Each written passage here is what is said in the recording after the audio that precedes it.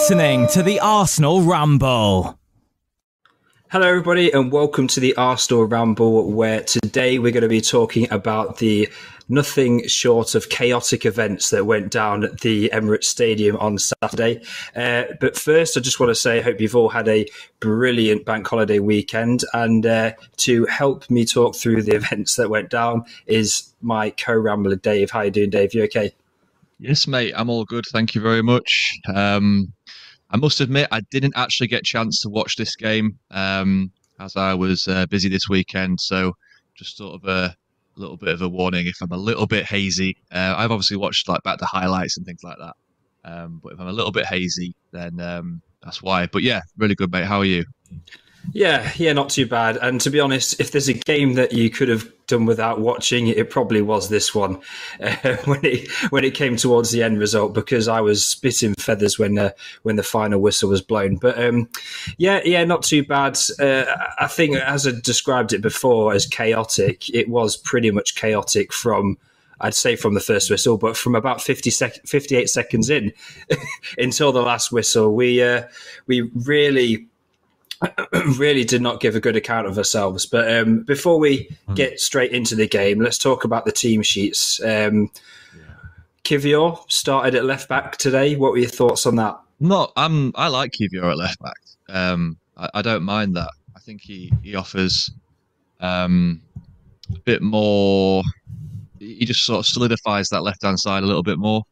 So I'm completely fine with that.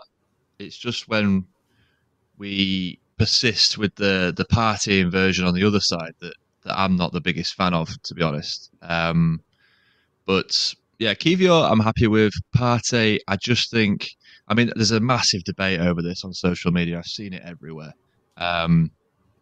Is it what Arteta's doing with Partey the right thing? And in my opinion, it isn't. That doesn't mean I don't think it's working, because to a degree it is working. It's just, I think he's better. He would better suit the team back in his natural position. And that, again, it doesn't mean I'm saying that it needs to be Havertz the one that's scapegoated out of this team. I just think we need to find a way to keep Partey in midfield alongside Declan Rice and just sort of go back to basics, really. Why are we trying to change things? It wasn't broke, so I don't understand it. So the Kivior thing, perfectly happy with. I think, Tomiyasu's obviously had his suspension. Zinchenko's not 100% fit. Tierney is now left the club and joined Real Sociedad on loan. So he really is the next man in line. And yeah, I'm cool with that. What about you?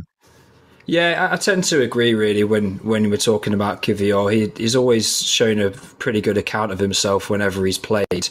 More than competent defensively. He's not as adept as Zinchenko when it comes to creating opportunities and pushing the team forward, but nobody has really expected him to fulfill that role and step into those shoes. And like you say, whilst Partey is doing the inverted role on the opposing side, then he doesn't really need to be doing that anyway.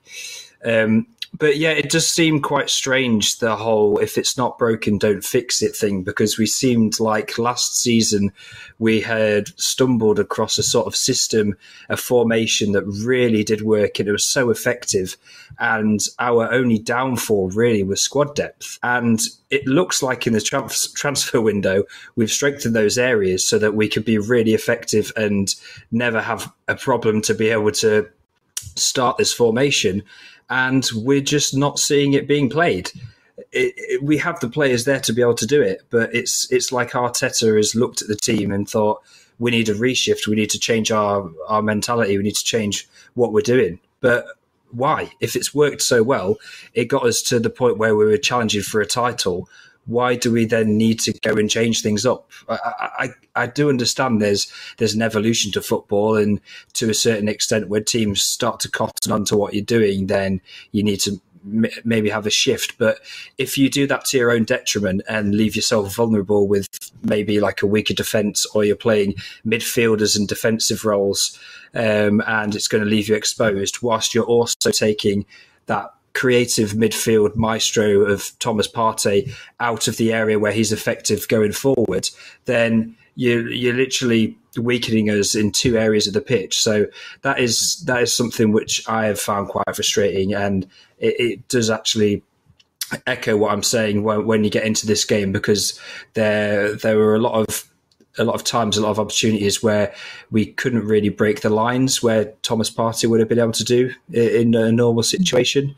And like you say, I don't really want to scapegoat anyone, and I know I've talked quite negatively about this player over the last couple of games, but Kai Havertz, I think he does deserve a little bit of stick for this game, just because there were, especially in the first half, quite a few opportunities where the ball was rolled across the box to him from Bukayo Saka, and he'd either stop his run, halt his run, and he couldn't get there, or he would get on the end of it and it would go wide. I think he had a towed effort from about 2 or 3 yards out, which then went wide as well. But not even just that, it's his all-round game. It's the things that we saw from Granit Xhaka that we took for granted last season, that those kind of storming runs, the ability for him to make the reverse pass into Martinelli behind the back line. We're just not seeing any of that. We're not seeing the creativity.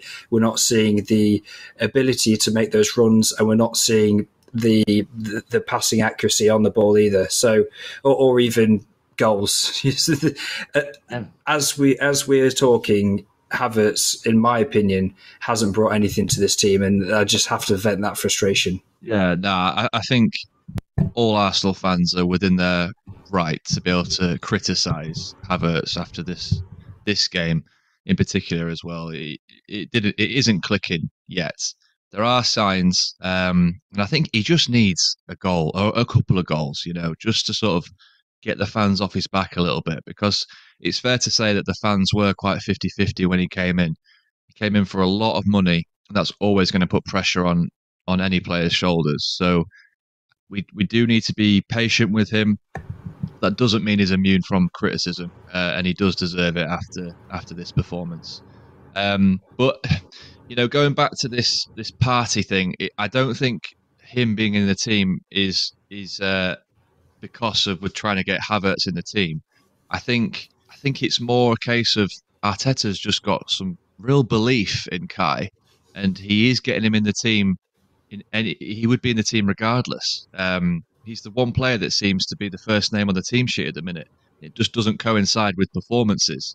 And this is the one frustration I have with Arteta, that he doesn't seem to reward previous performances with starts and game time in general, to be honest. Eddie Nketiah is another prime example of that. Had one of his best games against Forest. And I know he missed a couple of sitters, or one in particular was one he should have buried. Or am I thinking of the previous game? Either way, he's on good form. And yet he then opts to start with Trossard, who I was banking on him starting Trossard earlier in the season when he had such a brilliant pre-season, and then he decides to bench him at them times. He seems to do the exact opposite of when a player's in form. For me, that doesn't quite make sense. So that is certainly a frustration I have with this particular game. And we've not even mentioned Big Gabby at the back. Why are we persisting with not playing him? There must be something that we're all unaware of, because for me, Gabriel and Saliba had one of, if not the best centre-back partnerships in the Premier League last season when they were playing together. And to break that up, to accommodate, to bring Ben White in centrally and accommodate Partey at right back, just for that inversion for the right-hand side fullback, just doesn't really add up for me.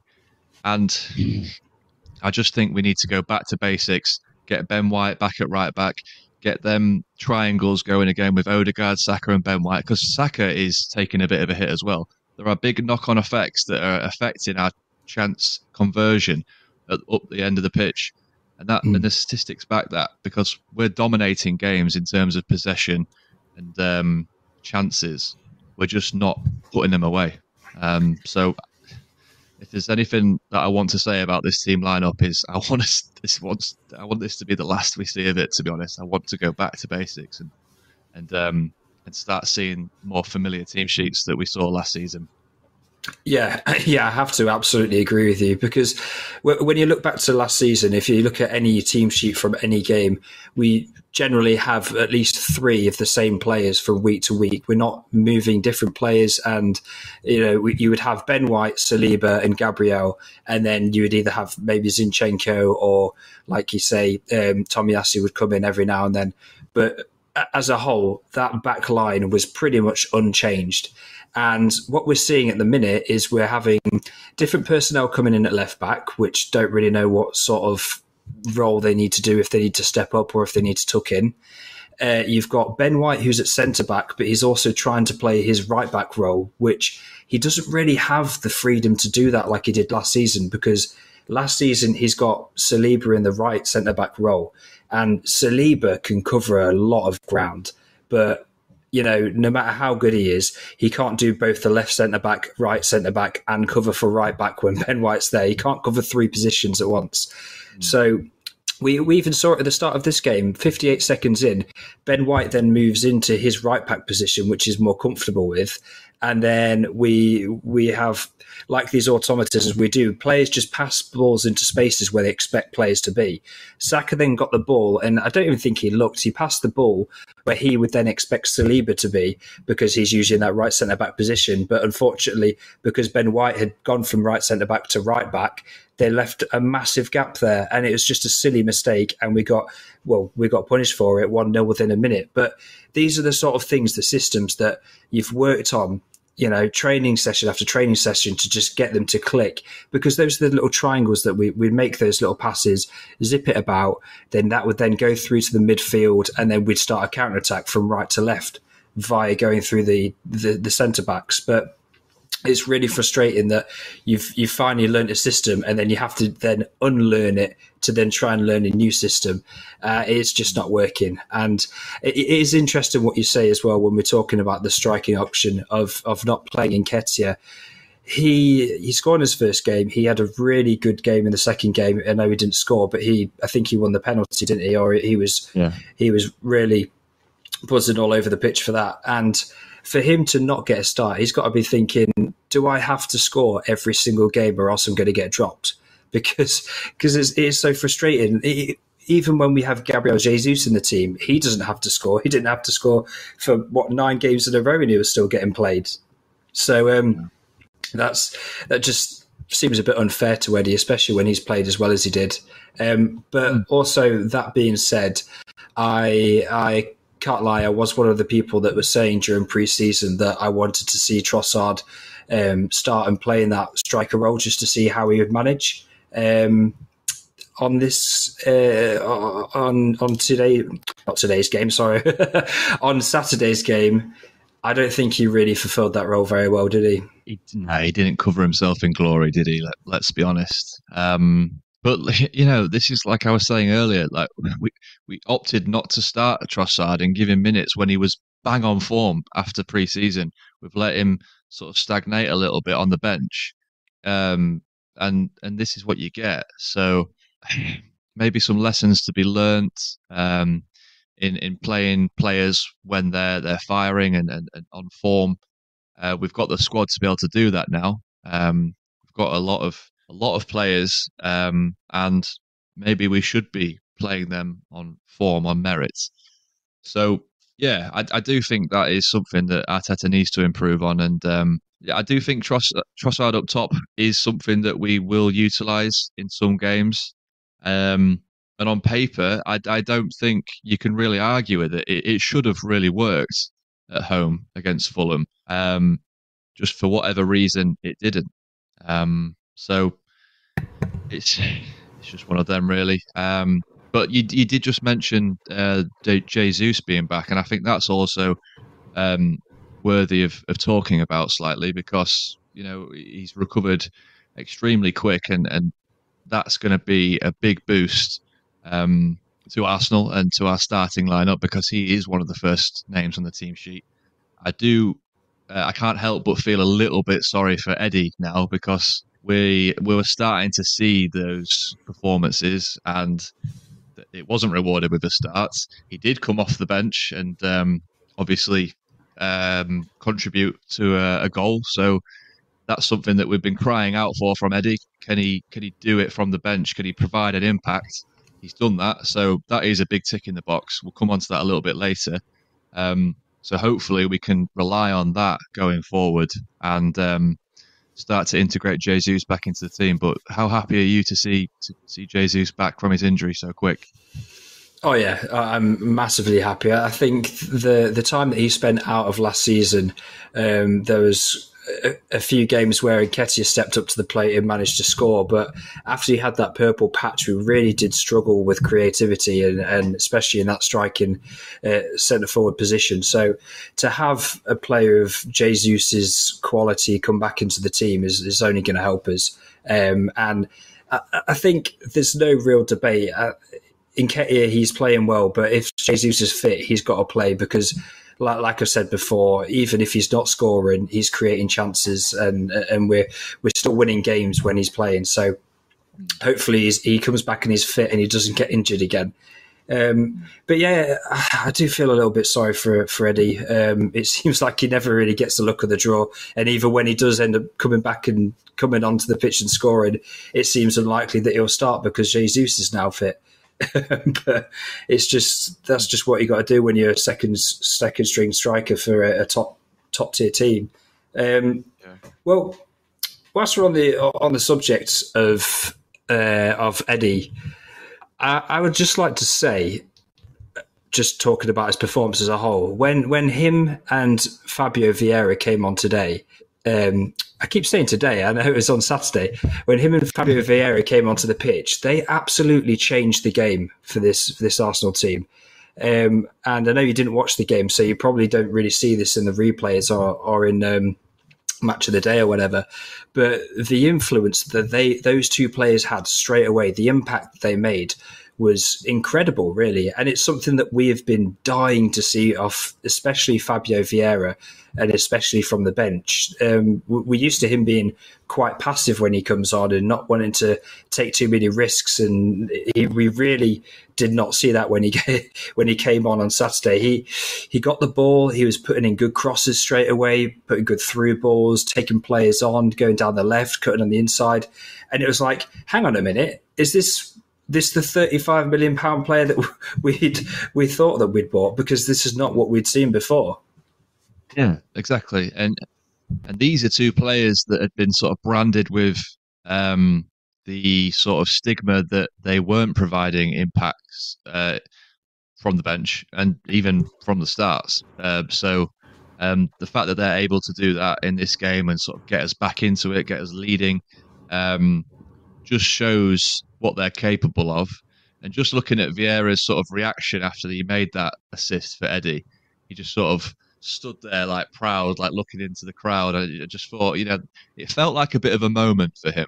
And I hope it is a turning moment for him because, yeah, like you say, we spent a lot of money on him, relative unknown from not a top league.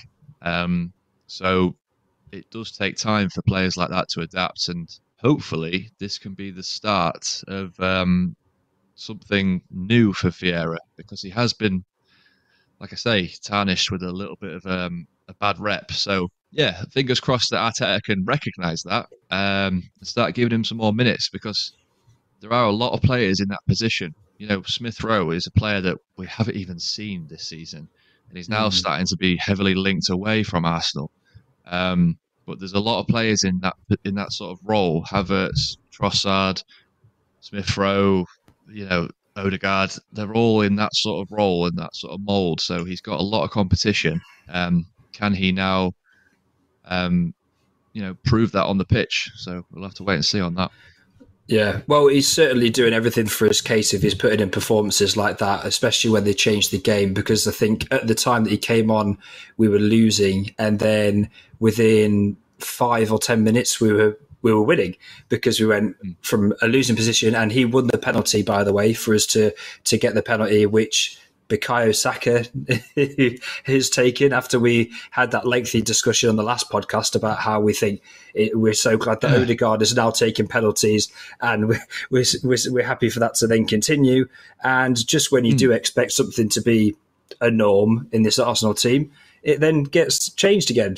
So there's nothing that we can really do to predict these sort of things. But I have seen retrospectively, apparently Saka and Odegaard have a conversation on the pitch at the time, and they just say who's feeling more confident, whoever wants to take it, and then they just kind of decide between themselves. So that's fine, as long as I'm not going crazy of having to try and predict a penalty taker for my fantasy team every week. But yeah, just say so. Fabio Vieira, he wins the penalty, and then he creates an unbelievable pass assist for Eddie Nketiah's goal, and suddenly we're 2-1 up. And then not long after that as well, he collects the ball from a breakaway that we were under pressure, collects the ball, and then nicks it round to a player, to Eddie Nketiah, who then nicks it round their last man, who gets a second yellow, and then they get a red card. So those two players again creating and causing chaos for that 10-15 minute period. And we were suddenly from a losing position into a winning position and an extra man on the pitch. And it looked like at that time, it was ours to lose. And this is the most frustrating bit, because we've done all the hard work. We've got ourselves back into that winning position. We've even, put the cherry on top of the cake by getting them down to 10 men and making the final 20-25 minutes of the game relatively easy on paper. But it just didn't transpire that way, did it? We sort of went back into our old habits of just not controlling the game, and ultimately this game we were only ever going to concede goals that we sort of create from our own mistakes, and that's exactly what sort of transpired today. So yeah, it's a frustrating one. And I just remembered something. I just wanted to go back to the first goal that they scored in the opening 60 seconds. Ramsdale, I really wanted to get your opinion on this, because this seems quite split across the fan base. Some are saying should have done better, his positioning wasn't great. And obviously some are also saying bit of a fluky one from the player. I can't remember, Pereira, is it? Is that how you pronounce his name? Bit of a fluky one, looked like a cross that sort of luckily went in, and there's not a lot that Ramsdale could do about it. Curious to know what your opinion is on that one. So I actually think that Ramsdale does everything that he could and should do quite well. He gets out to the ball really quick, and he makes Pereira have to make that decision. And he doesn't have the option to go around Ramsdale, and he's forced to then take a shot from outside the box. And from Pereira's body position, he looks like he's either going to try and curl it round the keeper or go for a chipped shot. And I think either of those things, Ramsdale has a pretty good chance of trying to cover that. But I think what's helped Pereira is, like you say, I think he's scuffed it. I think he's miskicked it, and it's actually gone well for him, because no one, when you try and hit a ball near post, you don't try and curl it that way, because more often than not, it will bend out and actually miss the target. So I think he's miskicked his shot, and it's worked very jammy. And I think Ramsdale, it would be harsh to criticise him too much, because ultimately it was an Arsenal mistake by Saka. He's then had to leg it out of his goal. You can maybe say he should be a little bit more advanced, but then when he does do that, there's always the potential that he could get lobbed from the halfway line, which a lot of players, like I think Gibbs White had a go at trying to do earlier in the season, and players cotton onto that kind of thing. So I think he gets out well. He's just really unlucky that the player scuffs the shot and it ends up going past him. Yeah, there's no way on hell that he meant that, is there? So I think you have to chalk it down to a really unfortunate one. The mistake is still Arsenal's, because of obviously the build-up and how Saka just gave it away so cheaply. But I don't think we can really point fingers at Ramsdale too much. I think what's on a lot of fans' minds is the fact that we've got new signing, a shiny new signing, David Raya on the bench, and people probably, or some people, want to see that, and are starting to maybe point fingers when it's not really the situation or the time to. So I don't think, we can blame him too much. But we obviously agree on that one. That I just sorry to bring it back to that. I just had that on my mind. I wanted to make sure I bring that up. No, that's absolutely fine. I would be interested to know as well, what do people expect that David Raya would be able to do in that situation that Aaron Ramsdale didn't? You know what I mean? It's literally textbook. He's doing exactly what he could and should do.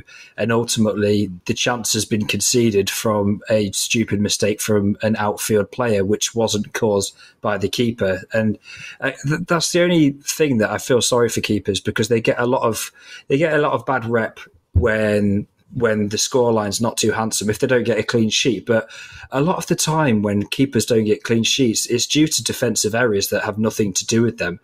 You have all the right to give them a lot of grief when they make silly mistakes, like Ramsdale last season when he passed it out. I think it was in the West Ham game. That was his fault. But when it comes from an outfield player, and especially when it comes from the formation of the team not being in the same structure as usual, and then, like I say, Saka passing it into a space where he expects a player to be and there isn't, then there's going to be a chance conceded. So you can't give Ramsdale any grief for that. But one thing that, talking about the second goal that we conceded, which was from a cheap corner, this also came from an outfield player who'd, I wouldn't say a mistake, but I think he was just kind of very lackadaisical, just dawdling on the ball. And that was Zinchenko, which is pretty unfortunate considering he's been one of the players who's so technically sound on the ball, and you expect a lot more from him. But this could be just him being rusty and getting back up to speed. But basically, he gets the ball, he's trying to carry it out, and then he just kind of turns around and he gets caught on the ball by none other than Adama Traore, who's no slouch, who then burns down the right-hand side, like we know how he can do that. And he gets into the box and wins a corner. And then ultimately, from not having any pressure on us at all, we're winning 2-1.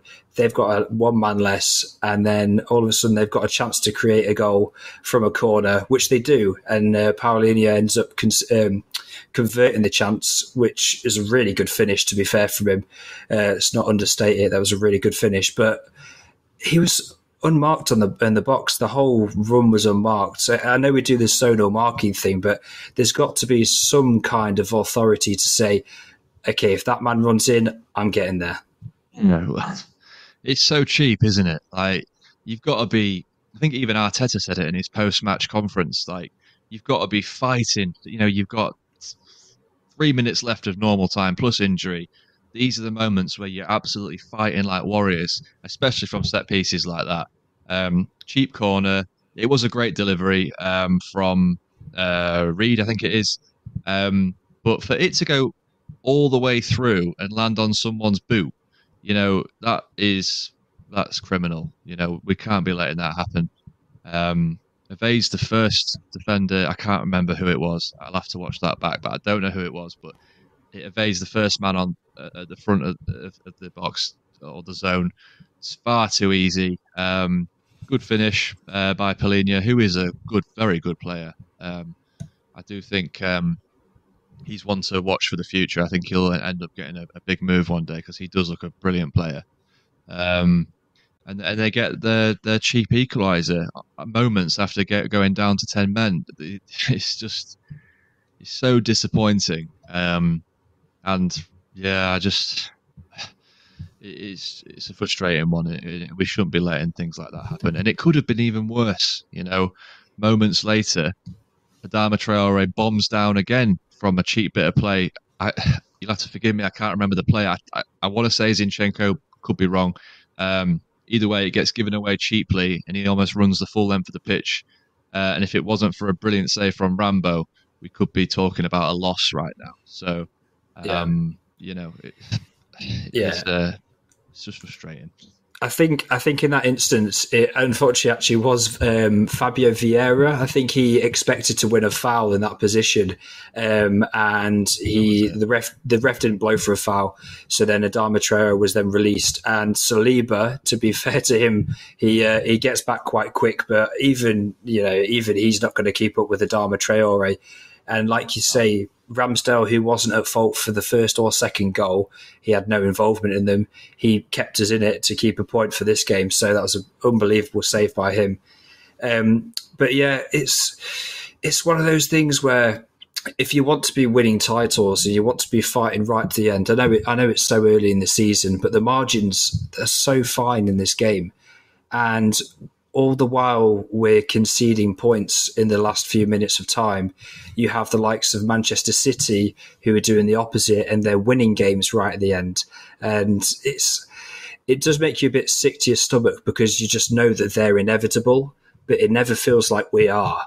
And until we have that fear from other teams, that respect, that understanding that you always assume that Arsenal are going to nick it at the end, or you always assume that Arsenal are going to hold out. You just have that soft underbelly, don't you, where teams feel like even if they're a man down, then they can still get back and get another chance at you. And we need to try and stake a claim in all of these games and just put a foot on it and say, no, this is the game. It's dead. 2-1. You're not getting the ball back. You're not getting any corners. We're going to just pass the ball around the back and, get the 3 points, move on to the next game. But it's a really big 2 points drops in this game, I think. It is. Bottom side team in the Premier League at home. It is 2 big points dropped. There's going to be much tougher fixtures to come. And we're going to have to now try and win some of those. Well, we're obviously going to try and win them all. But I mean, it means that we've got to get points in games where we're less likely to, if that makes sense, to try and bridge the gap. Frustrating one, but the next game is up against United, and I think that is going to be a chance for redemption and a chance to sort of really stamp our authority on this game and go back to basics like we were talking about earlier. Hopefully that can be sort of the sort of spark to reignite this team and sort of build from that, because at the minute, even though we haven't lost yet, it just doesn't seem like we're there yet. We're not that powerhouse that we were last season. Yeah, something's just not quite clicking, is it? You look at the team and they don't look as confident. They don't have as much pizzazz on the ball, and they're not creating chances left, right and centre like we were last season. We're kind of almost getting into the lead through penalties and through scuffy goals and set pieces and that kind of thing. We're not playing teams off the park and being free-flowing football like we were last season, which is really unfortunate because alongside having that beautiful title running form, we were playing amazing football. It was fun to watch and enjoyable, whereas at the minute it just seems like every game's a struggle.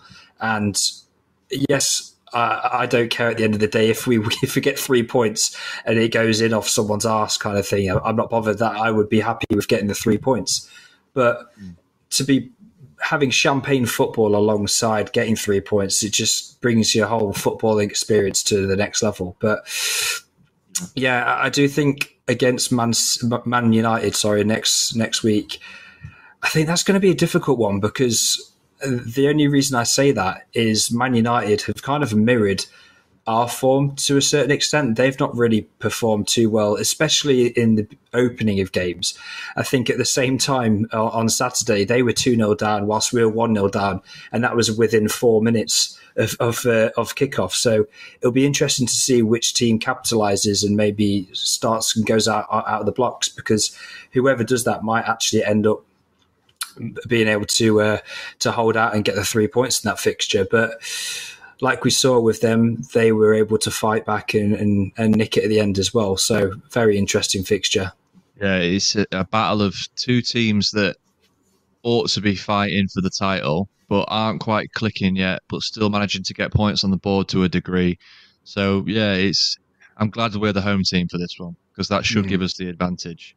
The only frustrating thing with being at home at the minute is the fact that there doesn't seem to be the same atmosphere as there was last season either. Fans are a lot quieter, and I'm not really quite sure why. We should be, Champions League football's back. We're starting to really compete again for the highest honours.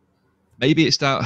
I have heard a rumor. I don't know if it's true or not, that the Ashburton Army, who obviously start a lot of the songs and chants in the ground, their allocation has been cut, so there's less of them.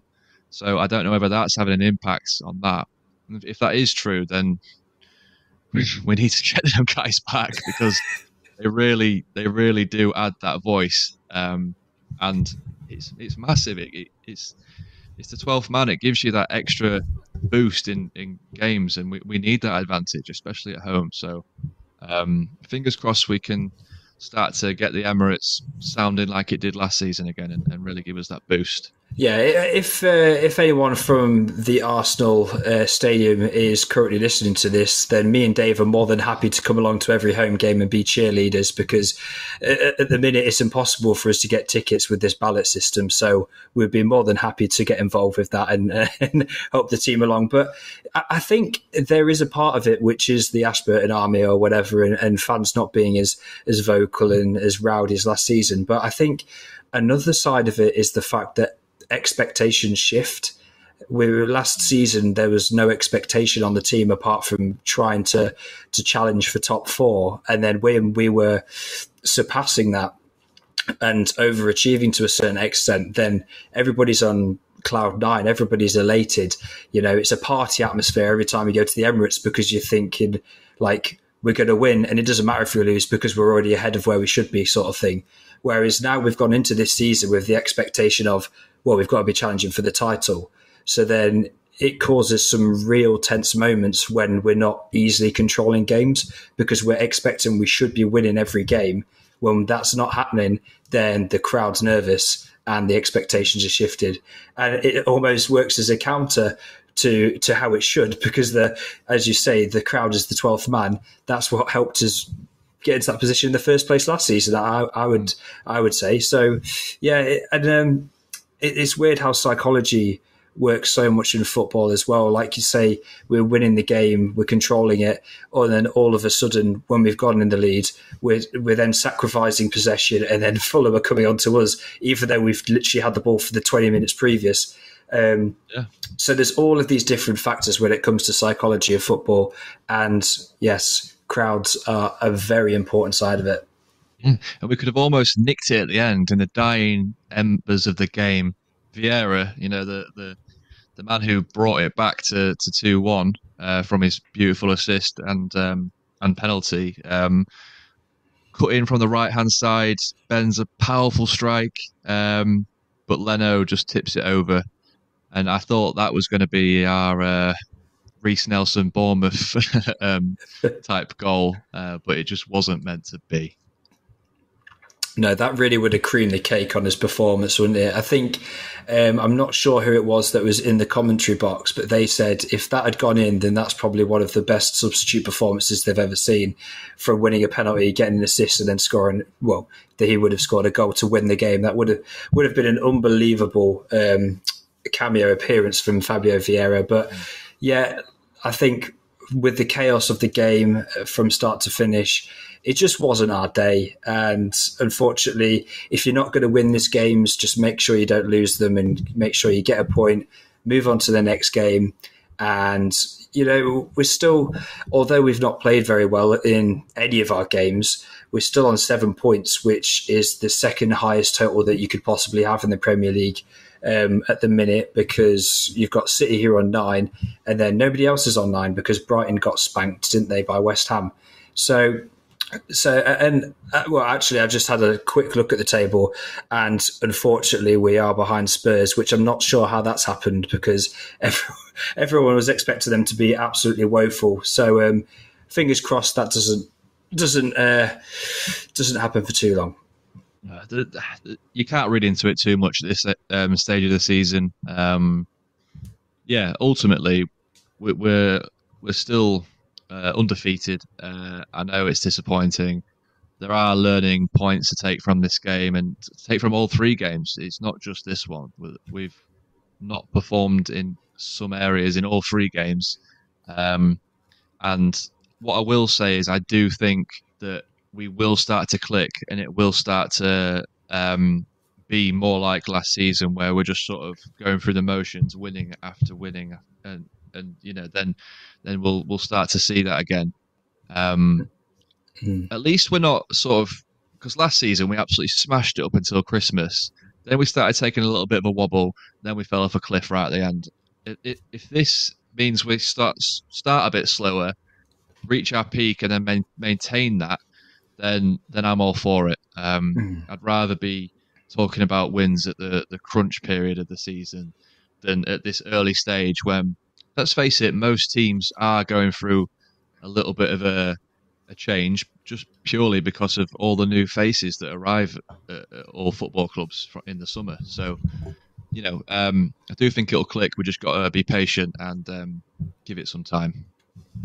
Yeah, I completely agree. I feel like we're just rolling into the season and we're picking up points as we should be, and we've only dropped a couple, so we've got to stay on the positive side of things. But it's interesting what you say about we've played these games and we should be taking lessons from them to then move into the next game. I think as fans we have, and I think as fans we've seen the same things as we've seen for the last couple of games altogether. The problem is the person who should be taking the lessons and should be taking action because of those lessons is Arteta, and it seems like he isn't. Now, that's where the issue is, because it's clear to me that after this game, I would say that maybe Fabio Vieira should be starting over Havertz, because Havertz brought nothing to the team, and when Vieira came on, he was instantly more creative and brought so much more of an attacking threat than Havertz did. Also, similarly, I would say that Nketiah should be starting over Trossard in that area, and then we should have a back four so that we're more solid and we're not going to concede any silly mistakes like we saw in the first 58 seconds. Now, that would be me taking what I saw today and trying to plug those holes and then fix those issues, and would be changes in there. But so I can't see that happening. I know that we're going to get into next week's game and Arteta's going to go with some sort of manufactured back three again with an artificial right back / midfielder. We're going to have players out of positions again, and it's just infuriating because he's not learning from these mistakes that we're creating for ourselves. Yeah. I think we're one game away, and if it's a big game like against Manchester United, and if he goes with that similar formation that we've seen in the previous three games, and we get heavily beat, I think he'll start to get pelters. There's already question marks. What's going on here? But I don't know. I'm 50-50. I think maybe the fact that we are now playing a top six team, hopefully will revert back to something a little bit more familiar and a little bit more solid. We need Big Gabby at the back for this fixture, and we need to go back to basics. And if that means playing with Rice and Partey as maybe a double pivot with Odegaard slightly ahead of them, then so be it. I would like to see Vieira in the team. If he does play, it should be in replacement of Havertz, 100%. That's what we've been talking about in this episode. We need to start playing players based on their form. Vieira absolutely changed that game, and Havertz did the exact opposite. So, it's a no-brainer for me. So hopefully that's something that transpires against United. And the same goes for other players like Eddie, like you said. So I do think if we do what I just said, go a bit more solid, we have got a very good chance of winning this game. Yeah, I completely agree. We should go with the back four. We should have the double fit pivot in midfield, and then, like you say, Saka, Odegaard, either Martinelli or Trossard. I think Trossard's due a start on the left. But I would, between Martinelli and Trossard, I'd happily flip a coin and have either of them start. And then Eddie Nketiah or Jesus. I feel like if Jesus has had a really good training session this week there and he's feeling fit enough to start, then I would say that he should start just because he is, he's our best striker at the end of the day, and you got to start your best players. Even though you have the whole form thing, I just think he's so integral to the way that those front three play. You can't leave him out. But it's going to be interesting, and I hope that we can get 3 points over the United lads. One thing that I'd like to touch on briefly as well after this game is we've loaned out Kieran Tierney to Real Sociedad. It's just been announced, and he's just did his first interviews and things there. This is something that we saw coming, didn't we? And it seems like the beginning of quite a sad end to Tierney at Arsenal, because I can't really see him making a redemption arc from now, can you? No, I think what all the Arsenal people behind closed doors at the club would have hoped for was a permanent move away. For whatever reason, that didn't transpire. I don't think we predicted that to happen. I think we thought that there'd be a lot of takers, a lot of Premier League clubs in for him. And for whatever reason, there hasn't been. I don't understand why, to be honest, because he would suit so many Premier League teams to a T. And yeah, it's just not happened. So we've gone for the next option, which is a loan.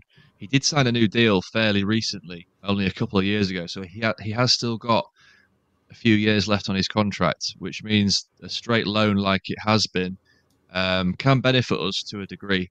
He can start to get regular football again and really show the world what he can do. And I've got full confidence that he'll do that because he is a brilliant player.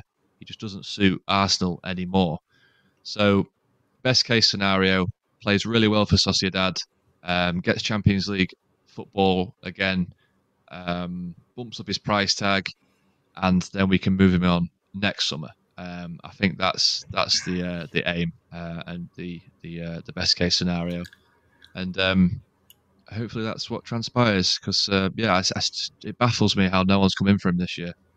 Yeah, and even on a personal level for him, he needs to be playing football. He's at that age of his career where he can't be sitting on the bench every week in, week out. He is a top quality left back at the end of the day, even if he doesn't fit our system. It's like you say, a square peg in a round hole kind of thing. But I do actually wish him the best of luck. He's one of those players where no matter what he does or where he goes after Arsenal, you'll always be like, yeah, he was a nice guy. He was someone that probably could have been dubbed our captain for a few seasons' time, but it just didn't really quite work out the way that it should have done. It has definite hints of Hector Bellerin, doesn't it? The way that he just suddenly fell out of favour and then got loaned out to Spain, and he was potentially a captain at one point, and then he's gone and then loaned out and then just kind of fizzled out.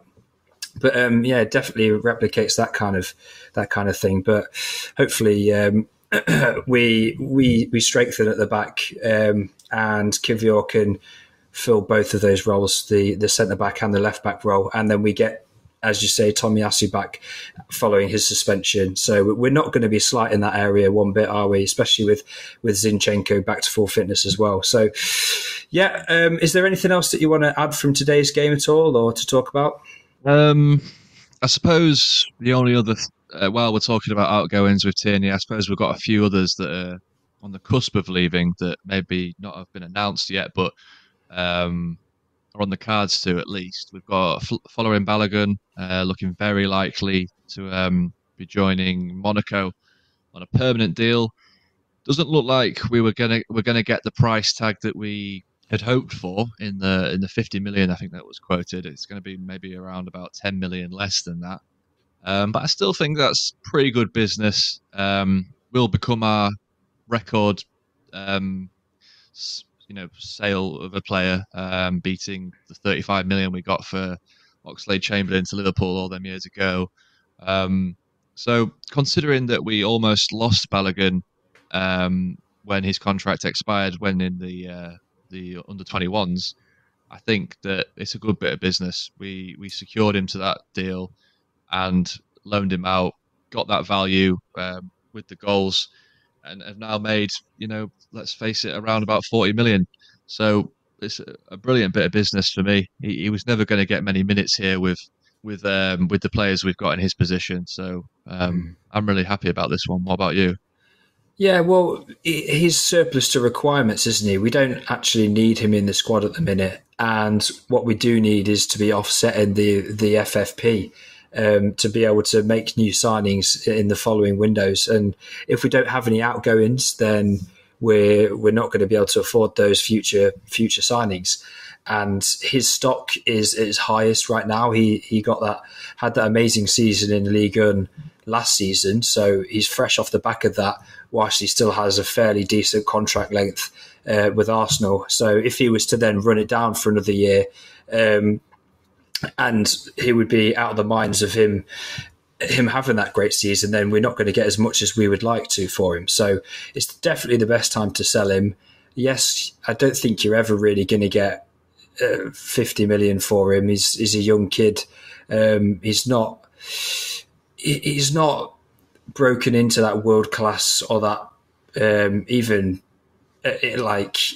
not quite at that level yet. He's still quite raw. He's still a bit of he needs a lot of polishing to be able to get into that kind of bracket of a really, really top quality striker. So I don't doubt that he could get there. I feel like there is a possibility he could get there. And unfortunately, if we have sold one and we don't have any buyback clauses or anything for him, then that might be another one that we end up looking at, saying that he got away kind of thing. But if he ends up being like Oxlade-Chamberlain and Alex Iwobi, who we also sold for a handsome fee, and then their careers hasn't actually, been too impactful at the teams that they've gone to following that, then absolutely great sale for us and some more money in the pocket for further signings.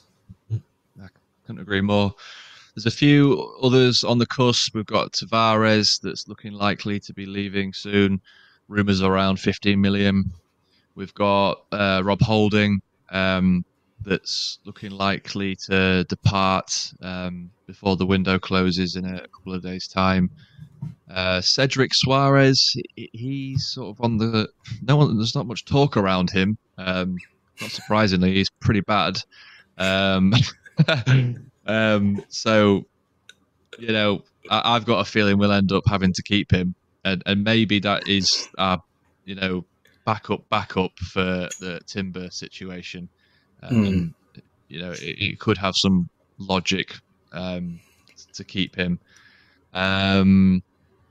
Who else we got? Sambi Lokonga once tipped to join Burnley, but that seemed to sort of fizzle out a little bit. I don't think they could quite match his wage demands. So now that's a little bit up in the air. So there's still plenty to happen in the next few days. It's going to be a big week. But what will be curious is if we dip into the market for anybody. There doesn't really seem to be any heavy rumours at the minute circulating, but I'm pretty confident they will be looking at the market for opportunities, but it has to be the right opportunity. And I think we are banking on some of these players like Balogun and Tavares on leaving, so it frees up spots. Yeah, I have to tend to agree. And like you say, that the players that are tipped for leaving, like Tavares, Holding, Cedric, there's a reason why they are tipped for leaving, and there's a reason why they've not really been featuring in our team, and it's because they're not good enough. Simply put, they're just not good enough to be starting or even rotating in this team, especially Tavares and Cedric. There's a time and a place for Holding, and it's when you're 10 minutes towards the end of the game and your back's against the wall kind of thing. But apart from that, what we've seen from Rob Holding over the last couple of seasons is you cannot rely on him for more than 4 or 5 games on a stretch. So, yeah, if we can get any kind of fee for these players, then I would absolutely snatch their hands off and get them out the door and get the money in, because there's no place for them at the club, really. Without trying to sound too harsh, they're not gonna elevate the team. They're not going to bring us to the next level, and they're not adequate replacements to even play in the cups. So there's no reason why we should keep them on the wage bill. But yeah, it's interesting what you say about maybe potentially getting another player in. Is there any sort of position, if you could pick one position, which you would really want to strengthen?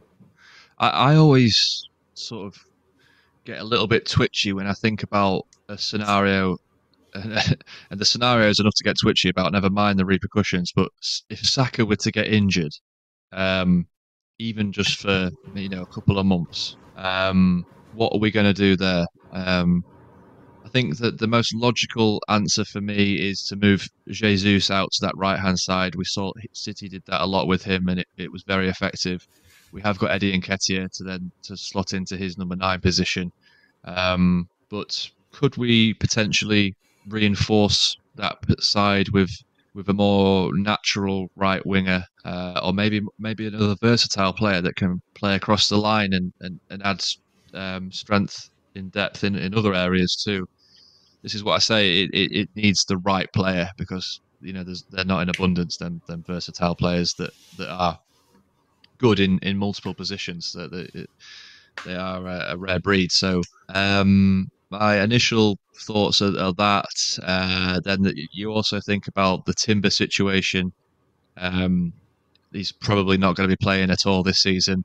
So do we dip into the market to or maybe a loan, for example, just for a year to get somebody in to slot in for where Timber would have been? But yeah, it's hard. It's a tricky one. What about you? What are your thoughts? Yeah, the thing is, it's finding that balancing act, isn't it? When you're trying to get a player who can replace someone who's so important to a team, so integral to the way that they play. Saka isn't going to get replaced by anyone. Nobody's going to come into the team and replace Saka.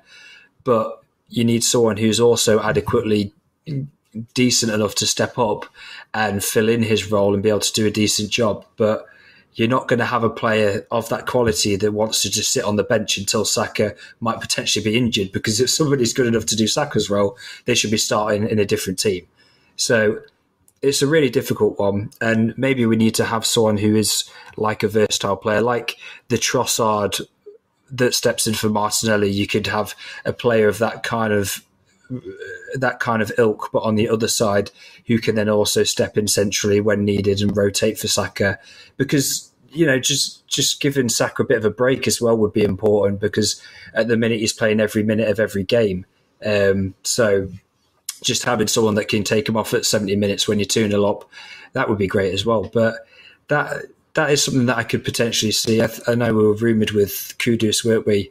At one point, I'm not sure if those are still hot rumours or not.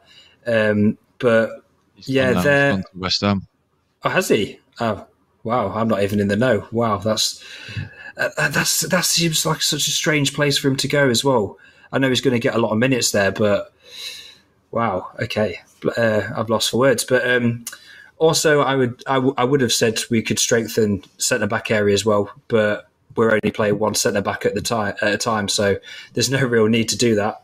But I can't really see us getting anybody in before the end of the window with any significance anyway. It would only be just a bit of strength and depth. Yeah, I agree. I think a loan, the right player on a loan would make the most sense. But whether that's available, I'm just completely guessing. And it would take, anything can happen when there's a couple of days left of the transfer window.